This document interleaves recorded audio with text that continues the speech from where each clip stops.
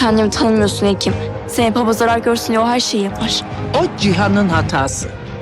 Ailedeki tek şerefsiz ben değilim. Güller Doğru ve Günahlar yeni bölümünde neler yaşanacak? Öncelikle Berrak yaptıklarını bedelini en ağır şekilde ödesin diyorsanız videomuzu beğenin, sayımızı görelim. Dizinin yeni bölümünde heyecan dolu sahneler bizleri bekliyor olacak.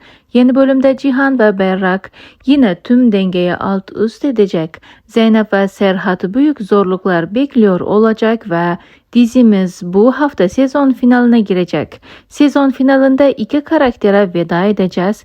Bunu son sahnede hep beraber öğreneceğiz. Oyuna gelen Zeynep bir kez daha köşeye sıkışacak. Azra nihayet Cihan'a haddini bildirecek. Bu süreçte Gamze'nin oyunları yavaş yavaş ortaya çıkacak.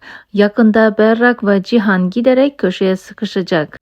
Giderek heyecan tavan yaptığı dizi 13 Haziran tarihinde sezon finali yapacak.